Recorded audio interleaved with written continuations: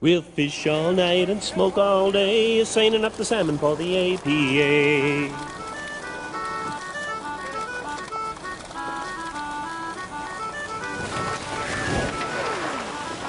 Come all you lads from the 48, sign on now, don't be late. Fish all night and smoke all day, seining up the salmon for the APA. Let me out of the noise and the stink, don't hand me a can from the old iron chink.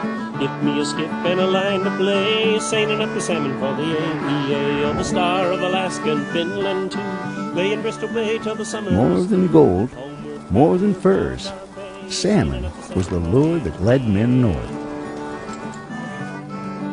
William Hume and Andrew Hapgood had launched the Pacific salmon industry in 1864 when they built a cannery on the Sacramento River and packed 300 cases of 1-pound cans. The coastal rivers teemed with fish, and the industry swept northward to the Columbia River, to Puget Sound, to British Columbia, ultimately to the mother lode, Alaska. The first Alaskan canneries were built in 1878 at Old Sitka and Klawock. The finny bounty of the territorial waters was astonishing, and soon Alaska teemed with entrepreneurs who probed the wilderness in search of promising trap and cannery sites. By 1888, 17 Alaska canning operations produced 412,000 cases of salmon, more than double the output of the year before. Just 12 months later, 38 salmon canneries operated in the Alaska Territory, and the pack had nearly doubled again to 714,000 cases. Salmon canning was frontier capitalism at its purest. The supply of raw material was abundant. The technology was simple. There were no limits on entry, and the competition was cutthroat. As a flood of canned salmon washed over the marketplace, fishing industry profits evaporated. 22 canneries closed their doors in 1892 alone. The survivors moved to cure the ills of their industry through what one observer has called trustification. They joined forces in a cartel called the Alaska Packers Association. In San Francisco, newly elected President Henry Fortman reported to stockholders, "The Alaska Packers Association was incorporated February 9, 1893, with a capital of $5 million, from which $1.7 million was paid for 26 canneries and 19 fishing stations." The large-scale plant closures of the year before had largely cured the salmon industry's overproduction problems. What was left belonged to the APA. Jim Wilkinson literally grew up within the Alaska Packers Association. He was raised at the APA Semiahmoo Cannery near Blaine, Washington, where his father and grandfather served as superintendents. Yes, indeed, it was a cartel. It was almost a monopoly. A number of canneries canners joined together to control the market, to control the fisheries, and they did fairly successfully. And they bought up most of the competition or put them out of business in one way or another. The company opened corporate offices in the city of San Francisco and purchased 25 acres of land with 3,700 feet of waterfront along the Oakland estuary for creation of a shipyard. In its inaugural season, the APA caught, processed, and marketed 70% of the Alaska salmon pack. During the next 6 years, its share of average annual production rose to more than 80%. The trust busters may have been about to dissect Standard Oil, but trust builders ruled the North. Although the APA would operate substantial facilities on Puget Sound and in southeast Alaska, its biggest enterprise was focused on the enormous red salmon fisheries of Bristol Bay. seining up the salmon for the APA. This was the remotest corner of American industry. Bay in Bristol Bay till the summer's through. Homeward bound we'll count our pay, seining up the salmon for the APA. Success in a region like this demanded a company with size, a company with capital, a company with manpower, a company with ships. All the Star of Alaska and Finland too lay in Bristol Bay till the summer. The APA had the size and the capital, and labor was cheap. All it lacked were ships. Immediately, the packers began acquiring the hulls required to operate salmon canneries in a far-off wilderness. A lot of them were what was popularly called a downeaster, or a full-rig ship built in the post-Clipper era in New England. There were lots of them on the West Coast that were living out their lives out here in the lumber trade. But they were suitable for the cannery trade because they were bulk carriers. And they could put lots of fishermen on board as transports.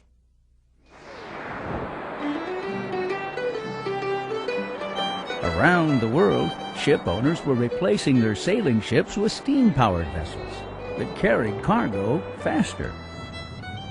Sailing ships could no longer be operated at a profit. But the Alaska packers didn't need profits from the shipping trade, nor were they concerned with speed. Their business was salmon, and their product was non-perishable. They wanted floating storehouses capable of carrying men and supplies north each spring and of hauling the canned pack home to San Francisco in the fall. It was a buyer's market for sailing ships, and the Alaska packers were buying.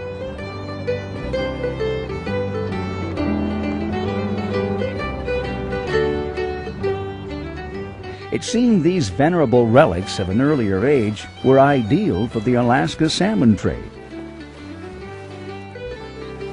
Well, in the first place, they were laid up probably 6 months out of the year. You didn't need a lot of engineers on a sailing ship. They spent their winter months laid up at the company's basin in Alameda, at Fortman Basin, at the foot of Peru Street in Alameda. And they were just idle, empty ships for maybe 6 months out of the year. A steamer costs money to maintain. You got engines to maintain. On sailing ships, you don't. The original wooden downeasters were hard workers, but sailing ships made from iron and steel were larger, more durable, and, at the turn of the century, readily available on the world market.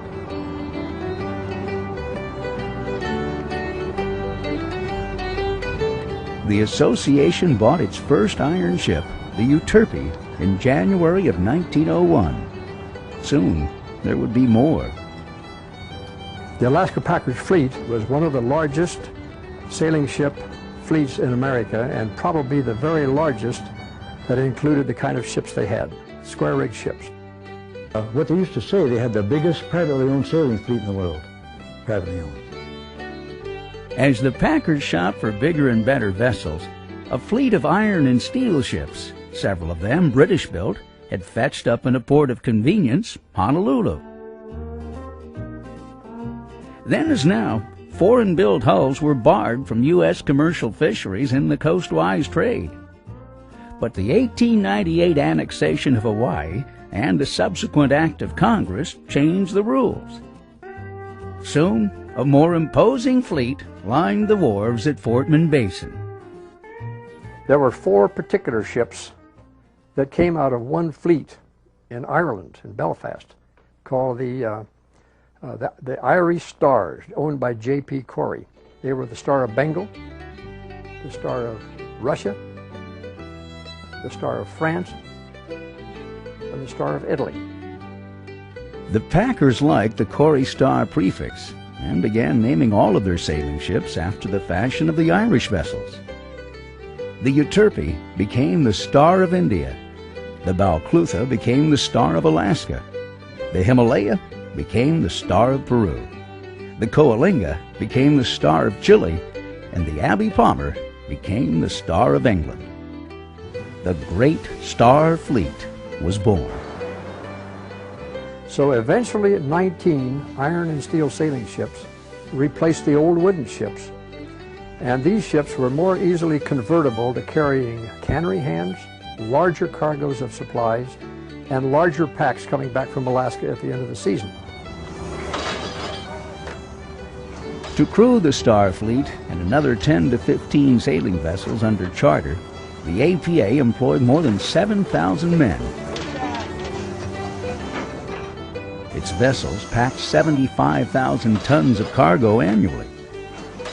Every April, the ships were loaded with coal to fuel the canneries, with tin to make the cans, with lumber to construct cannery buildings and wharfs, with box shooks to make the salmon cases, and with a summer's worth of provisions. Once the stores were loaded in Alameda, the vessels were towed to San Francisco, where crews representing the far corners of the globe signed on for the 2,500-mile trip north. The masters of these ships were largely all Scandinavian. There were some Germans. Italians and Scandinavians signed on as sailors and fishermen. In the spring, they helped rig the ships and sail them north.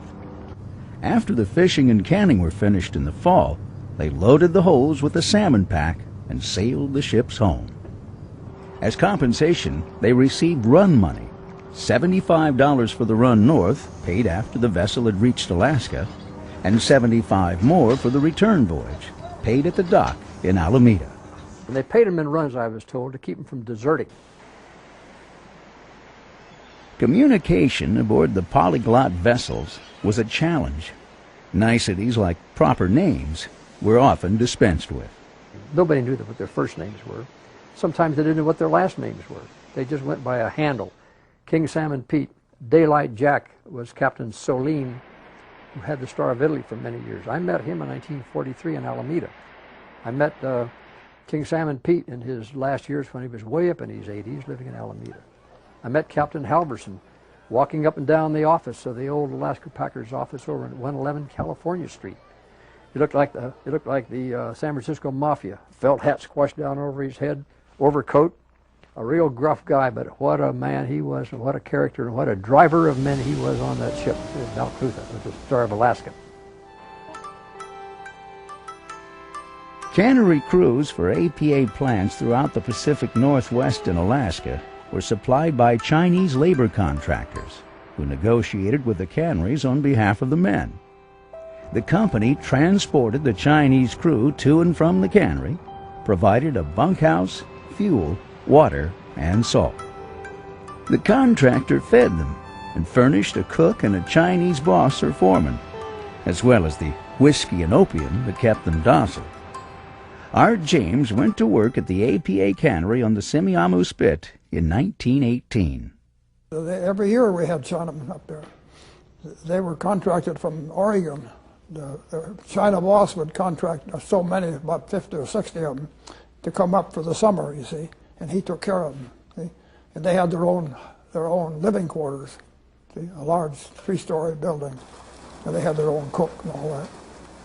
By 1904, not only Chinese but Japanese were working in the canneries. Soon the labor contract became known as the Oriental Contract, and the crews became mixtures of Filipinos, Japanese, Puerto Ricans, Chinese, and Mexicans.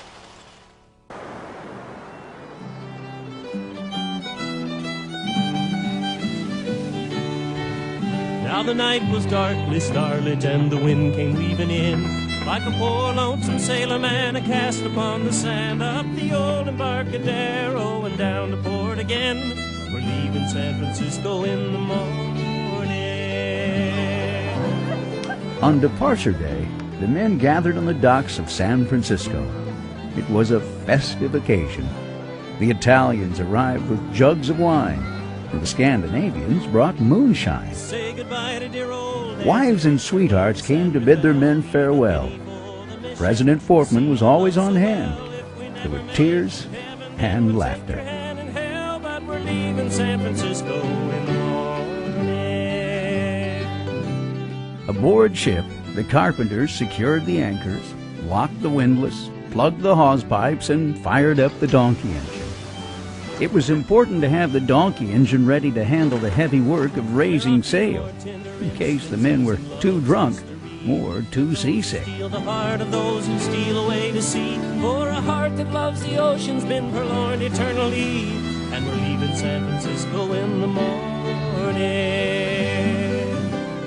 The carpenters also busied themselves building additional bunks and galleys for the cannery hands. You have to remember that these ships were outfitted to carry anywhere from 70 to way over 100 people. They had to have bunks for them, they had to have cooking facilities, they had to have sanitary facilities, they had to have large water supply. They didn't need oil because they were sailing. The voyage to Alaska was a difficult journey, through waters often shrouded in fog and lashed by storms. Sometimes the ships took a coastwise route, calling on Puget Sound ports for lumber and coal, or ferrying supplies to and from the APA canneries at Point Roberts and Semiahmoo. Bert Isaacson remembers their visits. But I remember the Star of Lapland came in here lots of times. They'd load up supplies going north, then they'd bring fish coming back. Well, they came in every summer ahead of the canning season, bringing up stuff that we needed, you see. Other ships bound for Alaska took the direct route through open ocean. For roughly a month, they beat northward against the westerly wind. At sea, the races were kept largely separate. The races were divided, and for a good reason. Lifestyles were considerably different.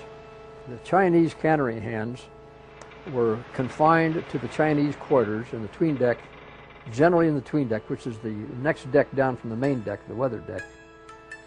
That reporter you told me about was right when he said it was a tough proposition to go to Alaska in the China gang. We had about 50 Chinamen and about 45 Mexicans on the ship we went up on. They all stayed together in a little cubbyhole in the forward part of the ship, their meals consisting of beans and rice, a little dry bread and tea, was cooked up on deck, and each man had his own tin plate and knife and fork, and came up on deck at mealtime and got his rations of a big pot to eat it wherever he could find a place on deck, no matter what the weather is, snow, rain, or sunshine, and each man washed his plate of a tub of seawater they had for that purpose. The Italians and the Scandinavians generally stayed in the old customary forecastles, the deck houses, and maybe some of the after quarters. The diets were different. You can't feed Europeans a Chinese diet, and the Chinese wouldn't eat a European diet. Yes, the lifestyle was different, and sad to say, the Chinese were treated pretty much as second-class citizens.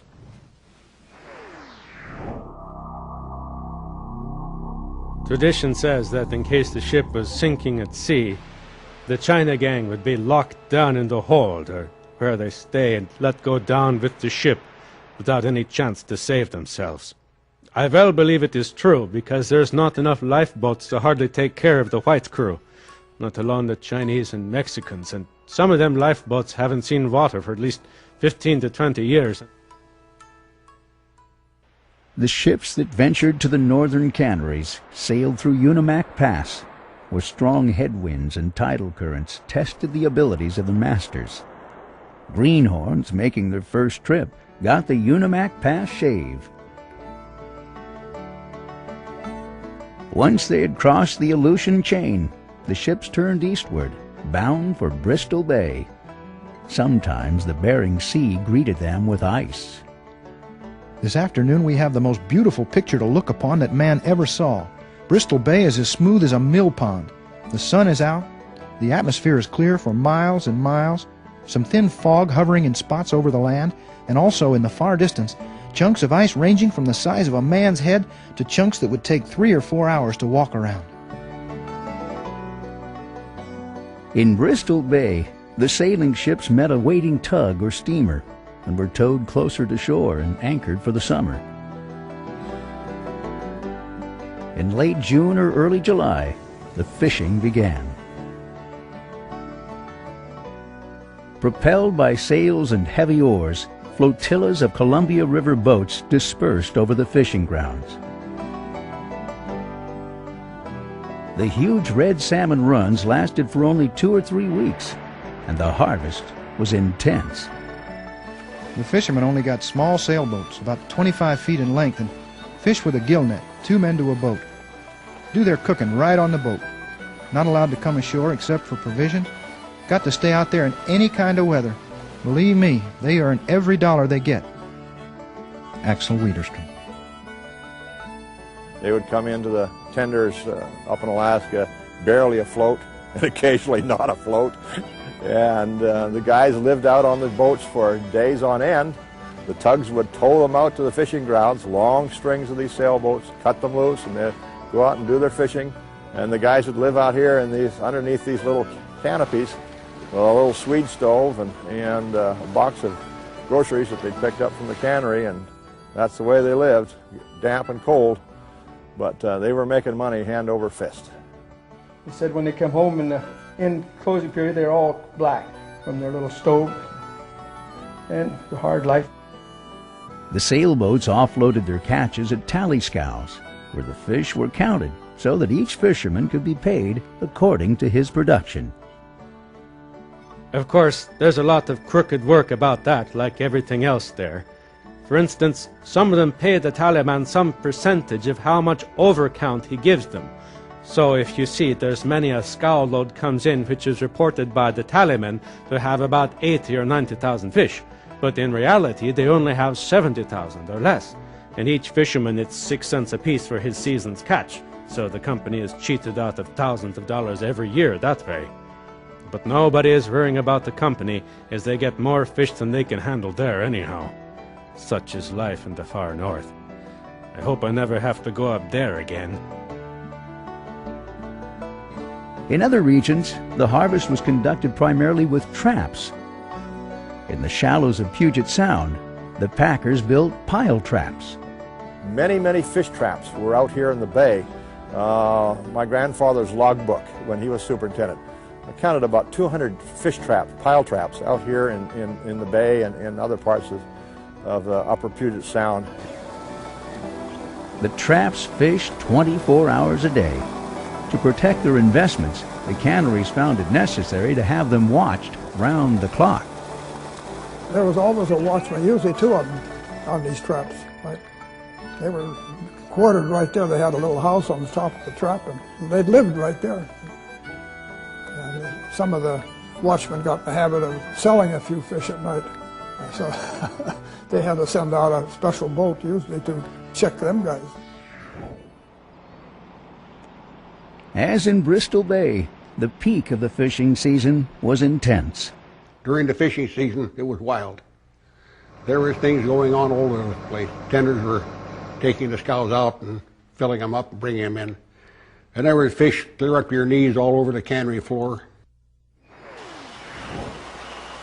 Inside the canneries, an early 20th century invention changed the labor picture dramatically. Way back before my time, the Chinamen used to fill the cans by hand and put the lid on and solder them by hand. And along came a machine called an iron chink. Now, it's probably got a better name than that, but it replaced dozens, that one machine replaced dozens and dozens of Chinese people. And by the late 30s, it was in every cannery in the country. It could process the salmon cleanly and quickly, and it allowed a lot of labor to be dismissed, unfortunately.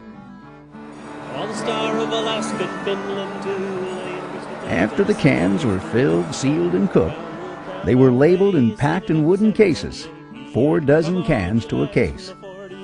At the Alaska canneries, the pack was loaded aboard the Starfleet, and the packers headed home. The Star of Alaska and Finland too, lay in Bristol Bay till the summer's through. Homeward bound we'll count our pay, sailing up the salmon for the APA. It was a bit of a race, 2,500 miles, 2,000 miles, roughly from Unimak past to San Francisco, and they'd make a race out of it.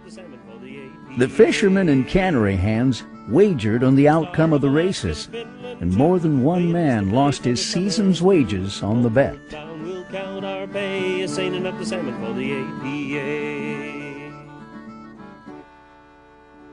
The crew that boarded the Star of Bengal in September 1908 never got the chance to lose their money.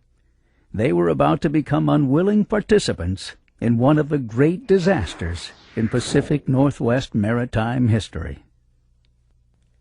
Another season of labor on the processing lines of the APA's Wrangell cannery had ended. The Star of Bengal rested at the dock, her hold bulging with 52,000 cases of canned salmon, valued at $216,000. On board were 138 sailors and cannery hands. A pair of small steamers, the Hattie Gage and the Kayak, took the ship's 6-inch hemp lines in tow. The 3-vessel flotilla headed westward, bound for open water. The weather was calm as they left the dock, but the wind and seas grew increasingly violent as darkness fell.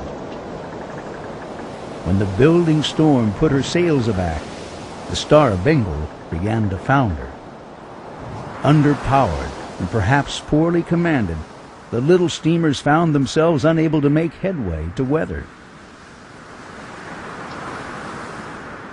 Inexorably, the great bulk of the Bengal dragged them closer to the rocks off Helm Point at the south end of Coronation Island.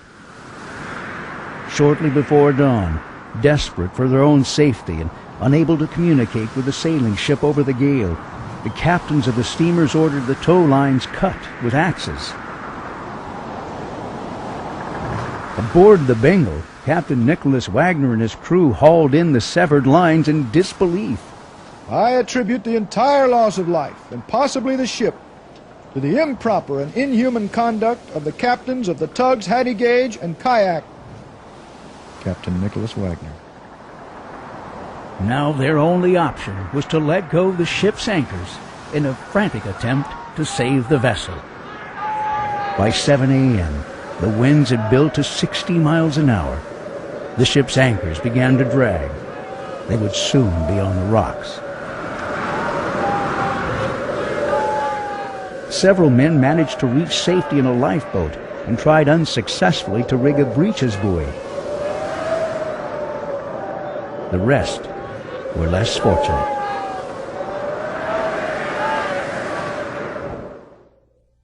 This letter is dated February 6, 1943, and written by Captain Nicholas Wagner when he was a resident at the Sailor Snug Harbor in New York. A lot of these captains did not have pensions, and in their last years, if they hadn't made any money any other way, they generally wind up pretty broke, and they could go to the Sailor Snug Harbor. He wrote me this very beautiful handwritten letter, but he mentioned not a word about the loss. He died about 6 months after this letter was written.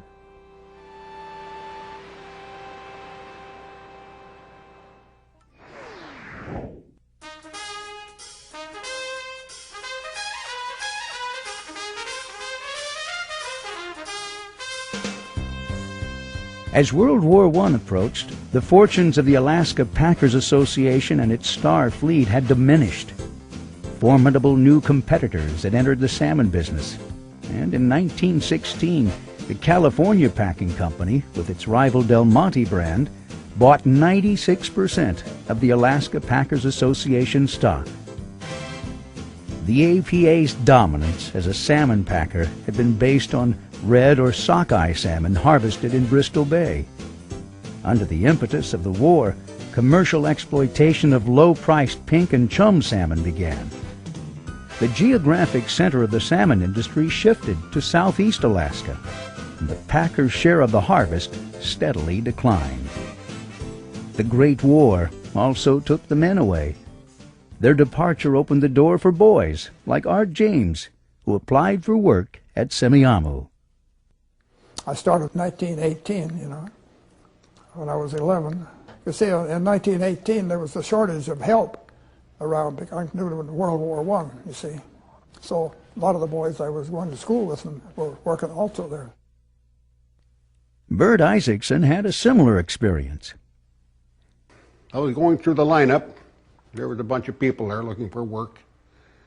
And the boss, the hiring man, turned me down. He said, well, he says, I don't think I can hire you, son. He says, you're too young. And this gentleman was standing there right close to us. He heard us. And a short fellow with a derby, white-headed. And I found out later his name was Joe Elliott. He was a cannery superintendent. And he said, he said, give the young fella a job. Give the kid a job. So his word was law, and I went to work. 15. The years between the World Wars proved just as difficult for the Alaska Packers Association. Competitors continued to take away market share, and new regulatory schemes aimed at salmon conservation forced the closure of many APA traps. During the 1920s, the APA share of the Alaska salmon pack fell to less than 15%. A decade later, it was closer to 10%. The Great Star Fleet was also encountering rough waters. By 1922 and 23, it was getting increasingly hard to find men who were willing to go to sea and sail.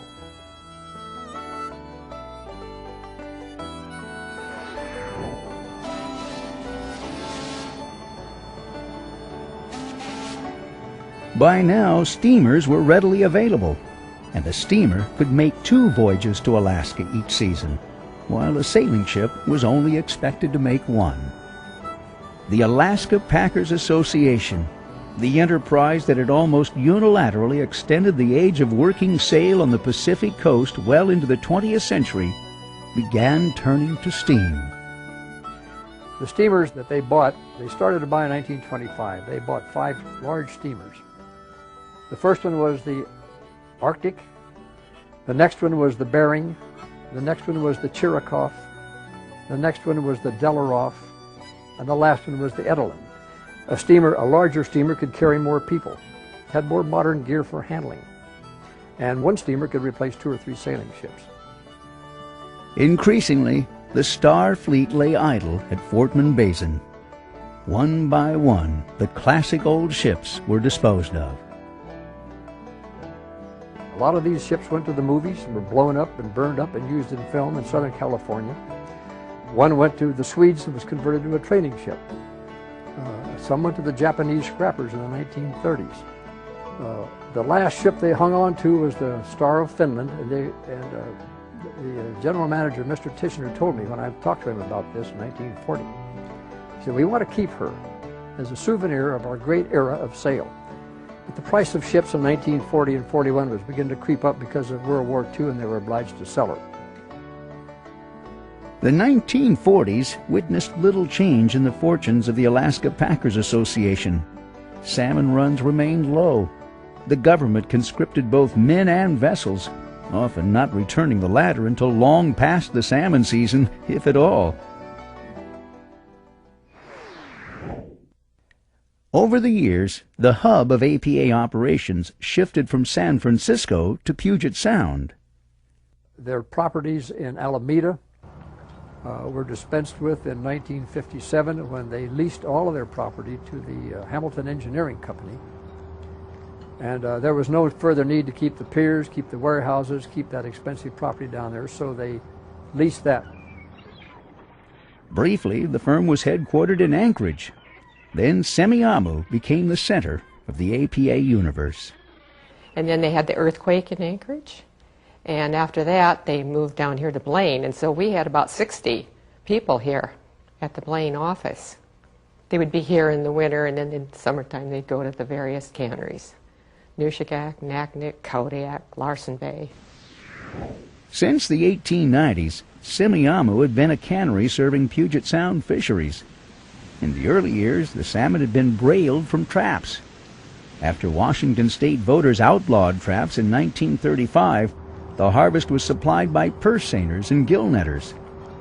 As always, fishing was an uncertain proposition. Well, the most fish I ever caught was, I think, around 800 one night, 800 sockeye. And the least I caught was nothing. I remember one of the years I was on that purse seiner, we only made $80. That's all, we didn't catch anything. Despite the periodic hardships, however, fishing enraptured its practitioners. I loved it. I loved it. There's a little danger, there's a little romance, there's a little excitement, And there's that little gambling thing that goes along with it, that you never know when you're going to pull in your net and you'll have a boatload of fish, you know. Wilkinson loved the cannery on the summer mornings when the facility buzzed with activity and noise. There was indeed smoke and steam and noise. Let's go back to the 1930s and the 40s. Most of the power produced in the cannery was from the boilers, the boiler house behind us here, and drive shafts came from that boiler house out to the cannery and drove a series of shafts throughout the building with wheels flying and belts slapping, made out of leather now, not rubber. And it was a lot of racket of everything slapping and the machinery clanking away and the cans rattling. So a lot of noise. It was a lot of fun. And for a young boy, when I'm in my age, it was an exciting era to grow up in.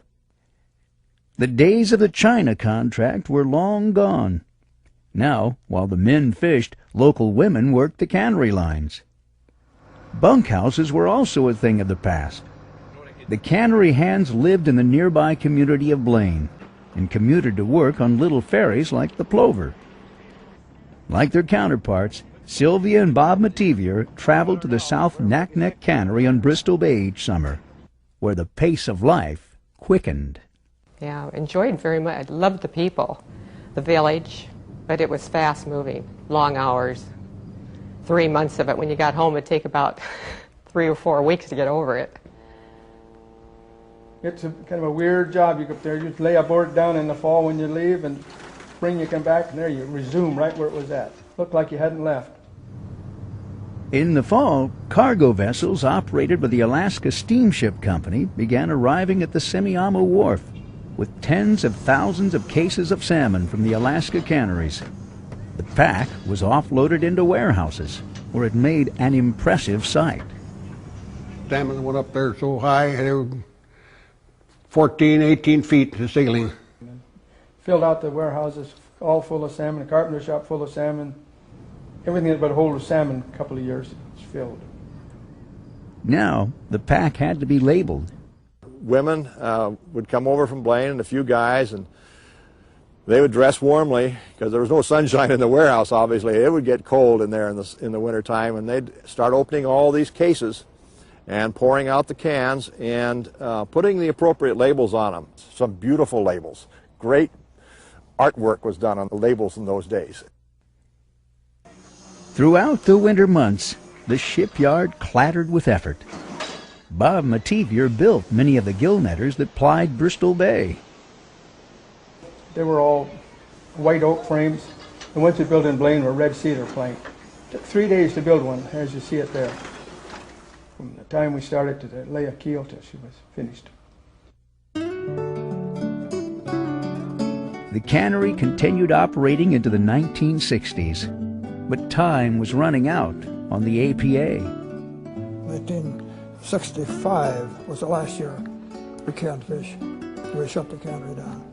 But they kept the shipyard in operation because they brought the different vessels down from Alaska to be taken care of here, you see.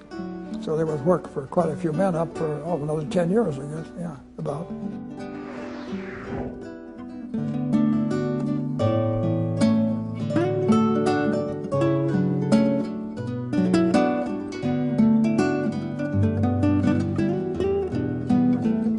It just faded away. The Alaska Packers did indeed just sort of fade away. The market conditions changed. The tastes have changed. Prices have gone up. The fishing has gone down, the number of fish that are available. And like so many things, it has just changed. And it faded away.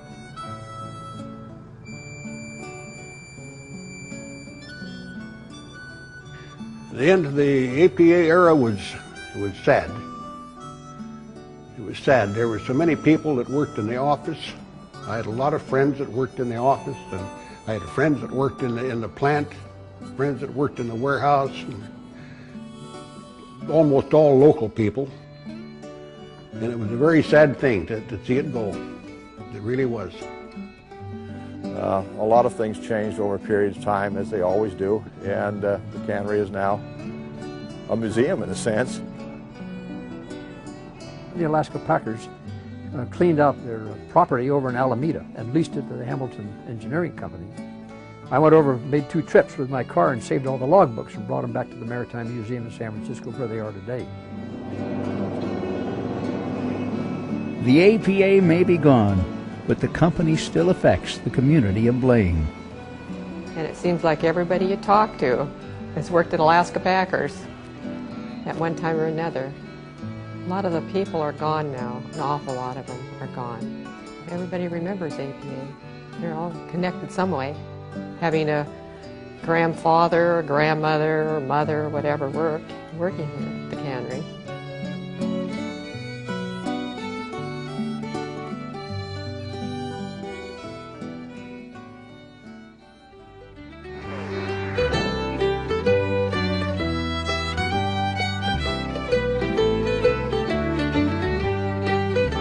And in San Francisco and San Diego, the great Star Fleet still endures in the form of the museum ships that recall the age of working sail.